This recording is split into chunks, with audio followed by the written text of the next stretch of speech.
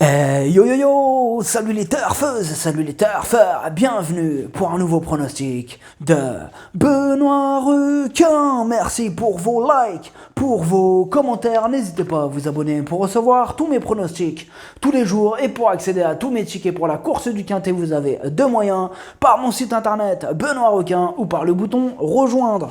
Ok, place au pronostic du Quintet du lundi 11 octobre, direction Enghien pour le prix du Pont des Arts. Trop attelé, 2875 mètres, 16 partants, réunion 1, course 1, indice de confiance, 3 sur 5.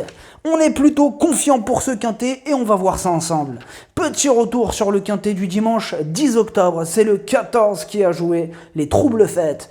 Pour les membres de mon site internet, Benoît Requin et les membres Yo-Yo, Total, VIP, ce dimanche, on a un ticket multi en 5 qui est passé, qui fait 718 €.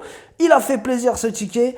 Ce mois d'octobre, il monte à 2221 € de gain et au total, on a atteint la somme de 165 427 € de gain depuis octobre 2020. Vous avez deux moyens pour récupérer mes tickets pour la course du Quintet par mon site internet Benoît Requin ou par le bouton rejoindre. Et je vous ai mis le lien de mon site internet directement dans mon commentaire épinglé. Ok, c'est parti, on commence le pronostic et on commence avec le numéro 1, Diablo Castellet. Et on écoute Eric Hansen à Bondo. Diablo Castellet était trop frais pour se rendre derrière l'autostart à Amiens et a rapidement pris le galop. Une course à effacer. Il courait à un mois aussi, il est plutôt bien au niveau forme, maintenant il doit affronter une opposition de qualité, il fera de son mieux en courant à l'économie, il essaiera d'accrocher une petite place. Alors, ce que j'en pense de Diablo Castellet, c'est le moins riche de la course, il reste aussi sur 2 échecs, il va devoir nous montrer un tout autre visage pour espérer finir à l'arrivée. Le numéro 2, Drago de Tilou, et on écoute Vincent Martens. Drago de Tilou a beaucoup de problèmes d'allure. Il a de la qualité, mais difficile à régler. Cela dit, ses derniers travaux sont excellents. Donc, il faut quand même s'en méfier. Il sera ferré léger, mais avec du confort. Alors, ce que j'en pense de Drago de Tilou, il reste sur 3 disqualifications consécutives, mais c'est un spécialiste du cassage de tickets. D'ailleurs, son entraîneur lui-même le dit, il faut quand même s'en méfier. Mais encore une fois, avec lui, ce sera tout ou rien. Le numéro 3, El Fuego. Et on écoute Benjamin Gotz. El Fuego vient de montrer sa forme à Toulouse, il a bien récupéré de ses efforts, l'engagement est intéressant au premier échelon sur une piste qui lui a réussi cet été, maintenant sa marge de manœuvre est réduite à ce niveau, il lui faut un parcours sur mesure pour pleinement s'exprimer, il va essayer d'accrocher une petite place. Alors, ce que j'en pense d'El Fuego, bon, déjà, on voit qu'ils sont pas mal à vouloir viser une petite place, là. Vous allez voir même après, ils ont tous visé une petite place. Mais bon. Alors, ce que j'en pense d'El Fuego, il vient de remettre les pendules à l'heure, et même si, cette fois-ci, il monte de catégorie, attention, mieux vaut ne pas le sous-estimer, ce El Fuego. Le numéro 4, El Loco. Et on écoute Guillaume Beaufils. L'avant-dernière fois à Pornichet, El Loco a fait la faute à l'entrée de la ligne droite car, avec son jarret, il a tapé dans le cale-pied. Bon, je pense qu'il aurait gagné. Ensuite, à la Capelle, il m'a laissé sur ma faim. Il est un peu souffroteux. On l'a soigné et il est bien. J'espère que la piste sera souple. S'il a un bon parcours et qu'il est dans un bon jour, il peut accrocher une place. Bon, alors ce que j'en pense de ce El Loco. Bon, il lui faut beaucoup de choses pour qu'il puisse accrocher une place. Bon, admettons qu'il y ait tout ça, il nous reste aussi le souci de sa régularité. Et oui, parce que la régularité chez lui, ça ne fait pas partie de ses principales qualités. Du coup, sans en faire une totale impossibilité, d'autres chevaux passeront en priorité. Le numéro 5, Emir Sly. Et on écoute Brian Coppens. Après de bonnes performances cet été dans le sud, Emir Sly n'avait pas un bon programme ces dernières semaines. Il aura de bons engagements à la fin du mois. Récemment, à Enghien, il avait hérité du numéro 15 derrière l'autostart, ce qui compliquait sa tâche. Sa forme est bonne et à l'issue d'un déroulement de course favorable, il peut accrocher une petite place. Alors, ce que j'en pense d'Emir Sly, Encore un qui veut accrocher une petite place. Ils veulent toutes leur petite place. Bon. Alors, ce qu'on en pense. Lui aussi ne brille pas malheureusement par sa régularité. Il reste d'ailleurs sur 3 échecs consécutifs et du coup, ça refroidit un peu.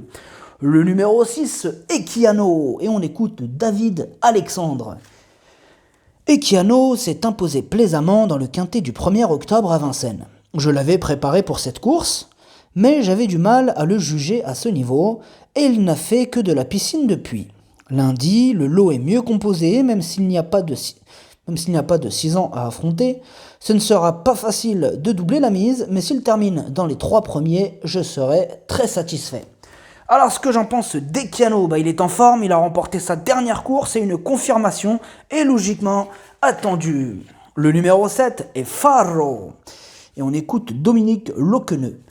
À Mokanchi, et Farro s'est trompé à l'entrée du tournant final. Il est tout de même mieux quand il peut évoluer le long de la corde. La piste était un peu humide et avec ses allus derrière, il n'était pas au mieux. Au niveau souplesse, depuis, il est toujours aussi bien.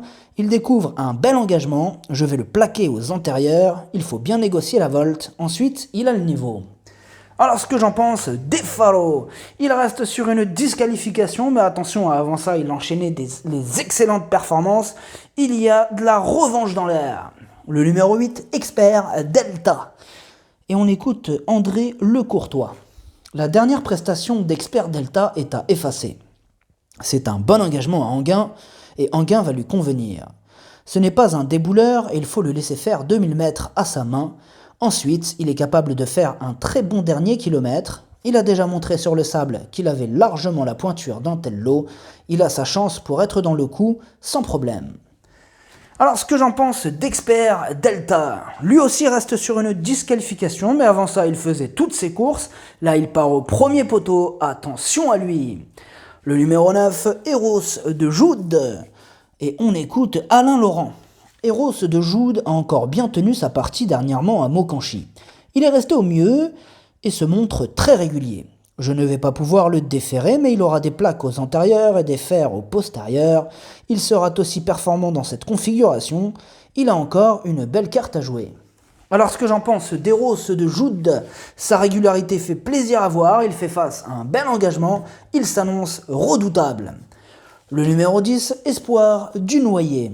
Et on écoute Jean-Luc Bijon. Espoir du Noyer n'est pas vraiment un gagneur, mais il est assez régulier. Il ne faut pas tenir compte de sa dernière prestation où le terrain était très collant, il faut le juger sur ses bonnes performances de l'été. L'engagement est bon, juste à la limite du recul. Il faut qu'il ait un bon parcours car il n'a pas trop de marge. Si cela se passe bien, il devrait être dans le coup. Alors ce que j'en pense d'Espoir du Noyer, il reste sur 2 échecs consécutifs et ça refroidit un peu, mais attention, s'il nous montre cette fois-ci son vrai visage, il a les moyens de terminer dans la bonne combinaison.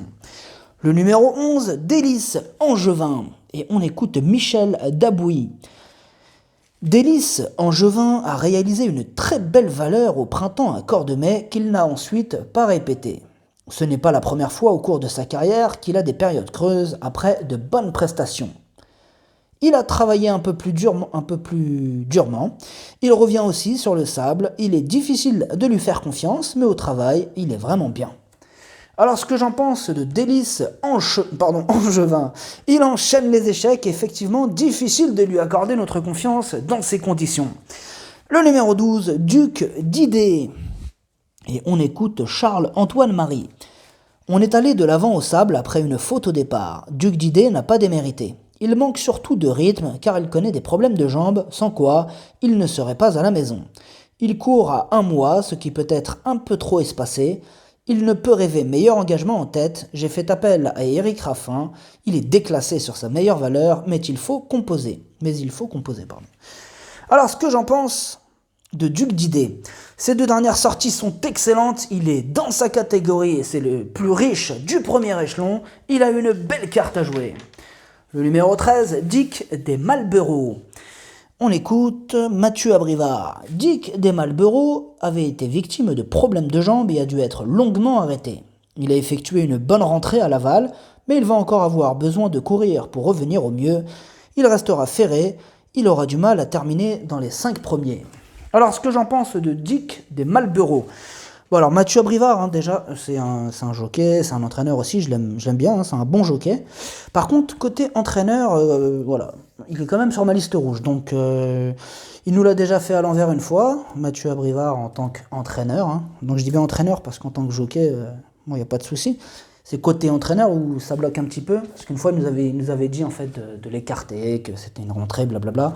Et son cheval, du coup, il avait terminé dans le quintet.